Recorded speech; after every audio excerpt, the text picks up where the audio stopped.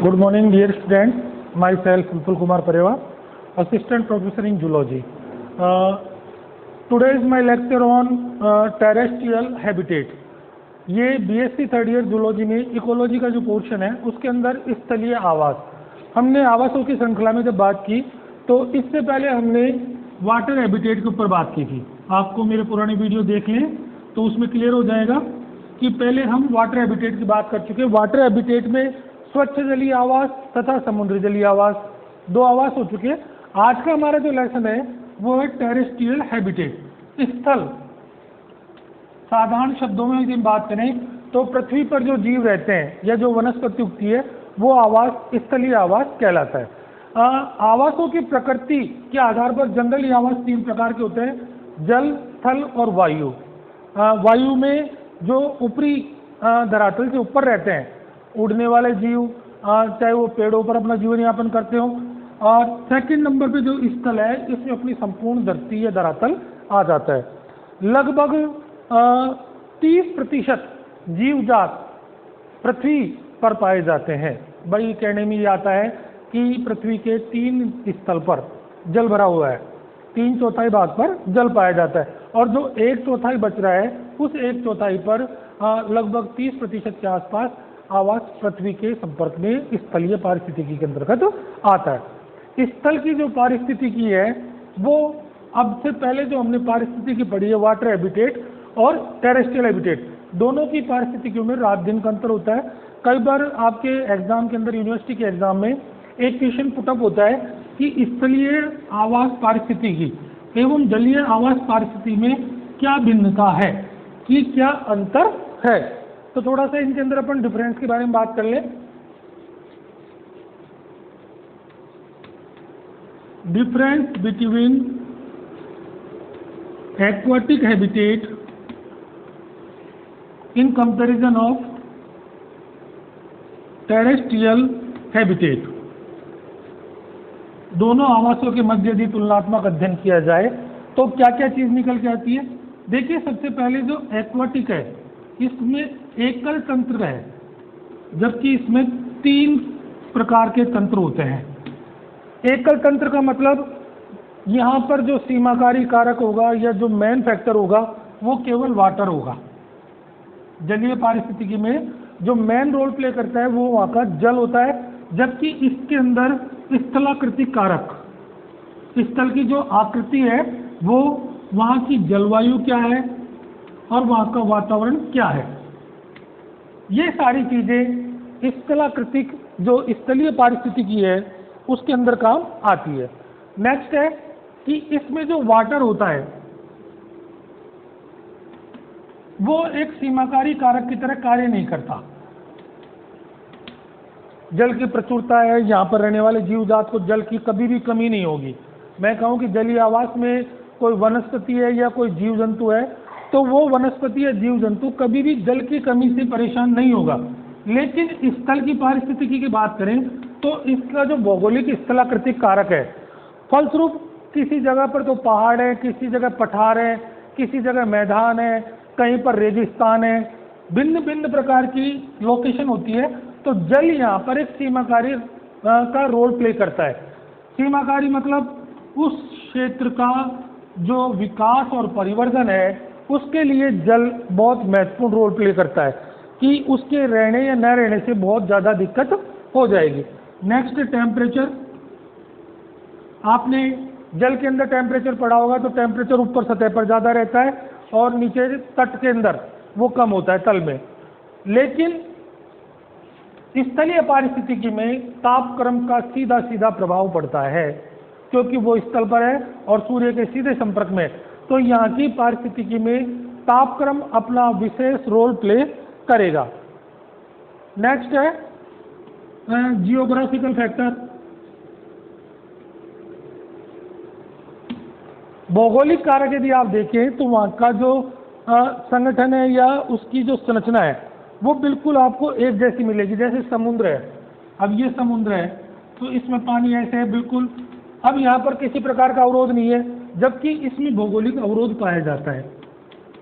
मैंने अभी आपको स्पष्ट किया, पठार हैं, पहाड़ हैं, मैदान हैं, पर्वत हैं, अब पर्वत जो है वो एक तरीके से भौगोलिक अवरोध हो गया, जो सतह थी बिल्कुल सपाट उसमें एकदम में से पहाड़ आ गया, तो अब वो जीव जात है वो इधर का हो जाएगा, पहाड़ के पीछे का जीव जात अलग प्रकार का हो जाएगा। नेक्स्ट है, इसमें सरफेस नहीं होती, सतह जो होती है वो डीप से डीप जा रहे हो आप, बिल्कुल डीप जा रहे हो, जो पैंदा आता है बॉटम वो जाके निकलता है, जबकि इसमें सारा रोल जो प्ले करेगी वो सतह का ही होगा। Surface is the main factor. किसी भी प्लांट को लगने के लिए सतह चाहिए, तभी उसकी जड़ें अंदर भूमि में जाएंगी, तो स्थलीय कारक के अंतर्गत सरफेस का विशेष रोल रहता है। अभी तक अपन ने एक्वाटिक और टेरेस्ट्रियल हैबिटेट के डिफरेंस का अध्ययन किया है कि भाई इसके अंदर दोनों में क्या भिन्नता है। अब हम देखते हैं स्थलीय पारिस्थितिकी तंत्र की विशेषताएं या विशिष्ट लक्षण।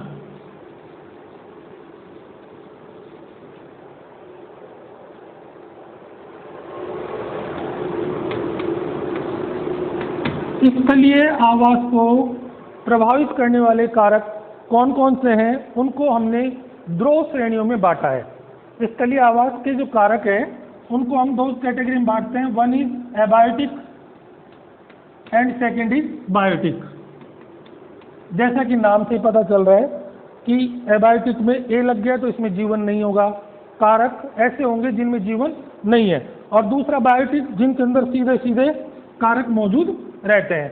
अब सबसे पहले हम एबायोटिक कारक को लेकर बात करते हैं। एबायोटिक कारक में सबसे पहले लीजिए आप मृदा या सॉइल। हम अच्छे से जानते हैं कि स्थल पारिस्थितिकी का जो सबसे ऊपरी सतह होती है उसको मृदा कहते हैं। मृदा चट्टानों के अपक्षय के फलस्वरूप बनती है। जो चट्टानों का अपक्षय होता है, डिग्रेडेशन होता है, उस डिग्रेडेशन के फलस्वरूप जो ऊपर की लेयर बनती है वो मृदा होती है। स्थल पारिस्थितिकी में जो सबसे ज़्यादा उपजाऊ होती है या जिसका विशेष रोल रहता है तो वो आपके सॉइल है। सॉइल ही किसी भी चीज़ को सपोर्ट प्रदान करेगी, बेस। जैसे मैं खड़ा हूं तो मैं जिस जगह पर खड़ा हूं तो वो आधार हो गया मेरा, तो मेरे को खड़े रहने के लिए जो आधार चाहिए तो वो सॉइल से मिलेगा।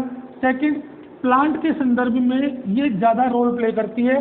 प्लांट को जो खनिज लवण वगैरह चाहिए, मिनरल्स, ये सारे इसको उस क्षेत्र की मृदा से मिलेंगे जिस क्षेत्र में वनस्पति उग रही है।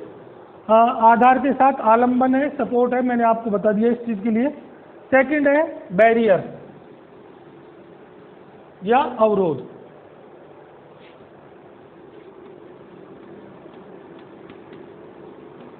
अवरोध के अंतर्गत जो स्थलाकृतिक कारक होते हैं, पहाड़ है, मैदान है, पर्वत है, इनके अंदर जो जीवजात होते हैं वो जीवजात भिन्न भिन्न प्रकार के होते हैं। मान लीजिए यहाँ कोई कम्युनिटी है और ये बीच में पहाड़ आ गया, अब ये कम्युनिटी इस कम्युनिटी से अलग हो जाएगी, कारण दोनों के बीच आवासों की भिन्नता हो गई, बीच में भौतिक अवरोध आ गया, फलस्वरूप उधर का जीव इधर के जीव से नहीं मिल पा रहा है।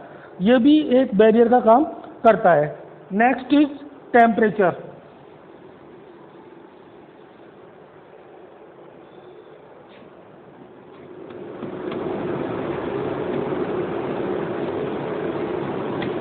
टेम्परेचर स्थलीय पारिस्थितिकी में बहुत विशेष रोल प्ले करता है। टेम्परेचर के घटने या बढ़ने से ह्यूमिडिटी का निर्माण होता है, फलस्वरूप जो वर्षा ऋतु का चक्र है वो भी सुचारू रूप से चालू रहता है। टेम्परेचर के आधार पर जो जीवजात पाया जाता है, एनिमल बायोटा, वो भी दो प्रकार का होता है। एक होता है समतापी और एक होता है असमतापी या विषमतापी। एक वो जिसका शरीर का तापमान हमेशा समान रहता है, समतापी कहलाते हैं। एक वो जिनका तापमान बदलते हुए वातावरण के अनुसार बदलता रहता है। इसी में एक कंसेप्ट आपने पढ़ा होगा, कोल्ड ब्लडेड, और दूसरा है वार्म ब्लडेड। कोल्ड ब्लडेड और warm blooded. Cold blooded animal वे एनिमल होते हैं जिनको जिस आवाज से उठाया जाता है वो आवाज के साथ अपने शरीर का तापमान नहीं बदल सकते। वार्म ब्लडेड को आप किसी भी मौसम में ले जाओ, सर्दी, गर्मी, वर्षा, तो वो उनका शरीर उसी तापमान के अकॉर्डिंग अपने आप को चेंज कर लेता है। लेकिन कोल्ड ब्लडेड जीवों में ये गुण नहीं पाया जाता। जैसे फॉर एग्जांपल रेप्टिलिया ले लीजिए। रेप्टिलिया शीत रुधिर वाले प्राणी होते हैं। सर्दियों के मौसम में हाइबरनेशन, एस्टिवेशन ये चीज़ शो करते हैं। जैसे छिपकली है, सर्दियों के मौसम में वो छिप जाएगी, गर्मियों में वो फुल एक्टिव हो जाती है। तो उस समय जो कोल्ड ब्लडेड का कंसेप्ट है, इनको जिस आवाज़ से पकड़ते हैं ये उस आवाज़ के अकॉर्डिंग ही अपने शरीर का तापमान रखते हैं। बदलते हुए वातावरण के अनुसार इनके शरीर का तापमान नहीं बदलता। जबकि वार्म ब्लडेड है, उन्हें आप किसी भी मौसम में ले जाइए, वो तुरंत उस वातावरण के प्रति एडजस्ट हो जाएंगे। फॉर एग्जाम्पल मनुष्य, मनुष्य स्वयं एक वार्म ब्लडेड एनिमल है। नेक्स्ट अपना जल।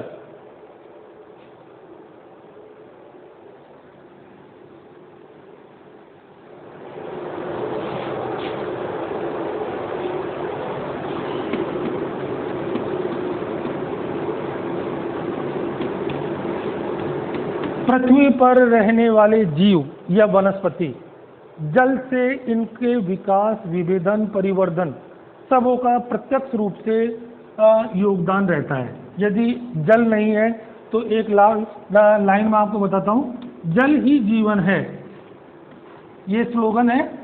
और ये स्लोगन ऐसे ही नहीं बना, स्थलीय पारिस्थितिकी में जहाँ पर जल है वहाँ पर आप देखना हरियाली, वनस्पति और भिन्न भिन्न प्रकार के जीवजात पाए जाएंगे।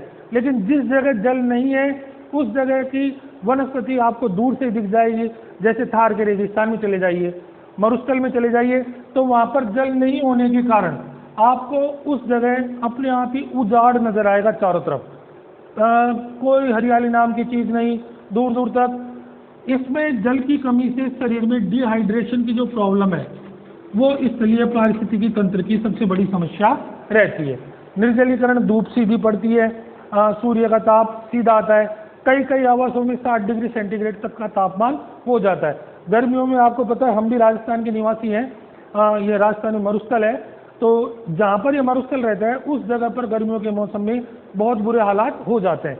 इन हालातों की वजह से ही वहाँ का जीवजात या तो अपने शरीर में कुछ अनुकूलन करता है या फिर वो श्रृंखला से बाहर निकल जाता है। फॉर एग्जाम्पल, आप बचपन से पढ़ते आ रहे हो रेगिस्तान का जहाज ऊँट। ऊँट आप देखिए, ऊँट के अंदर मरुस्थल अनुकूलन पाए जाते हैं। जो इसमें रेगिस्तान से संबंधित अनुकूलन है वो इसके अंदर पाए जाते हैं। फलस्वरूप ये कम पानी वाली परिस्थितियों में भी आसानी से सर्वाइव कर जाता है। जिस जगह पानी अच्छा होगा वहाँ एनिमल का डिस्ट्रीब्यूशन बहुत अच्छा होगा, कहने की बात ही नहीं है। जल ही जीवन है, जहाँ पर जल होगा वहाँ पर आपको भिन्न भिन्न प्रकार की वनस्पति, भिन्न भिन्न प्रकार के जीवजात ये पाए जाएंगे। तो पारिस्थितिकी की एक मजबूत श्रृंखला का जो सानी है वो जल है स्थलीय पारिस्थितिकी तंत्र के लिए। नेक्स्ट है प्रकाश।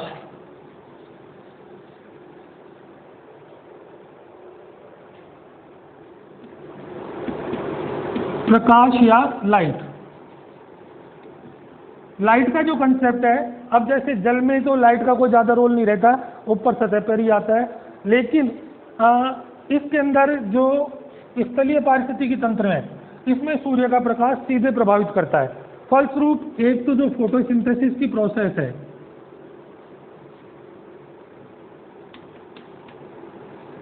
प्रकाश संश्लेषण की जो प्रक्रिया है वो सूर्य के प्रकाश में बहुत अच्छे से होती है।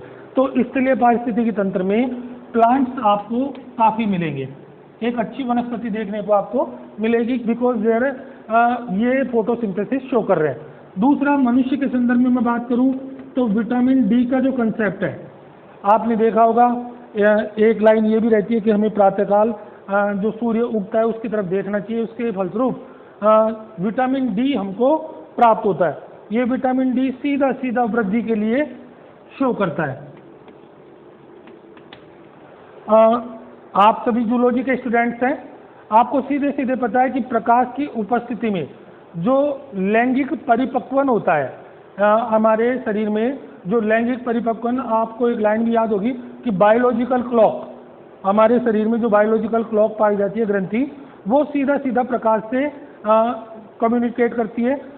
अंधे व्यक्ति के अंदर तुलनात्मक देखने वाले व्यक्ति की अपेक्षा लैंगिक परिपक्वन जल्दी होता है। तो इसका सीधा सीधा जो रोल है वो प्रकाश से संबंधित है। वृद्धि एवं विभेदन का जो अपना कंसेप्ट है वो प्रकाश उसको पूरा कर रहा है।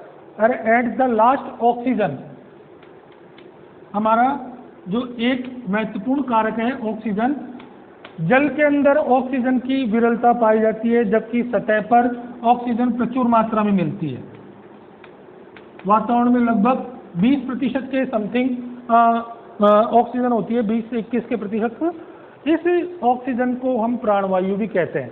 और स्थलीय पारिस्थितिकी तंत्र में ऑक्सीजन को जब मैं प्राणवायु कह रहा हूँ तो आप इसकी कीमत समझ ही गए होंगे कि ये हमारे जीवन के लिए कितनी आवश्यक है। इस प्रकार आपने अभी तक वो कारक देखे जो कि एबायोटिक है और वो सीधे सीधे स्थलीय पारिस्थितिकी तंत्र को प्रभावित करते हैं। अब हम देखते हैं बायोटिक फैक्टर। बायोटिक फैक्टर जो है इसके अंदर वो ही प्रोड्यूसर, कंज्यूमर और स्कैवेंजर, एक पारिस्थितिकी के अंतर्गत जो जैविक कारक है वो तीनों यही होते हैं। चाहे वो कोई सी भी पारिस्थितिकी हो, स्थलीय पारिस्थितिकी हो, जलीय पारिस्थितिकी हो, केवल जीवों के स्वरूप बदल जाते हैं। जीव जो होते हैं उनके स्वरूप बदल जाते हैं, बाकी बायोटिक फैक्टर में तीनों चीजें सेम रहती है। प्रोड्यूसर की मैं बात करूं तो धरातल पर प्लांट्स पाए जाते हैं। ये प्रकाश संश्लेषण, सूर्य के प्रकाश की उपस्थिति में प्रकाश संश्लेषण की क्रिया द्वारा अपना भोजन स्वयं बनाते हैं, इसलिए इन्हें उत्पादक या स्वयंपोषी भी कहा जाता है। सेकंड है कंज्यूमर, उपभोक्ता। उपभोक्ता विषमपोषी प्रवृत्ति के होते हैं। विषमपोषी दैट मीन्स अपने भोजन के लिए किन्हीं दूसरे जीवों पर जो आश्रित रहते हैं उनको विषमपोषी कहते हैं। अब कंज्यूमर के अंदर भी दो कैटेगरी है, एक तो है हर्बीवोरस और दूसरा है कार्निवोरस।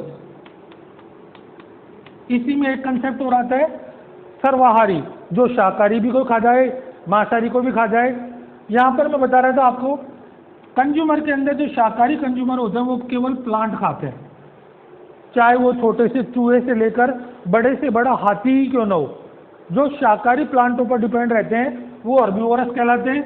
मांसाहारी जीव वो जीव होते हैं जो शाकाहारी का भक्षण करते हैं, अर्थात भोजन के अंतर्गत वो पेड़ पौधों को न लेकर मांस को लेते हैं, लेकिन प्रत्यक्ष और प्रत्यक्ष रूप से, प्रत्यक्ष एवं अप्रत्यक्ष रूप से सभी प्रोड्यूसर पर डिपेंडेंट होते हैं।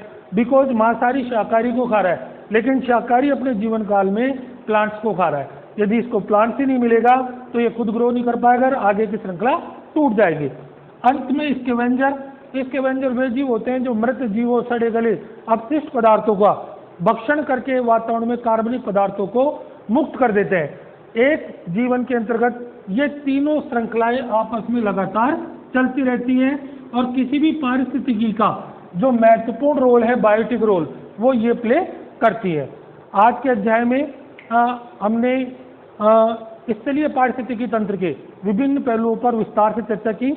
मेरे अगले वीडियो में मैं स्थलीय पारिस्थितिकी तंत्र के विभिन्न प्रकार के व्यायामों के बारे में बताऊंगा। Thank you very much.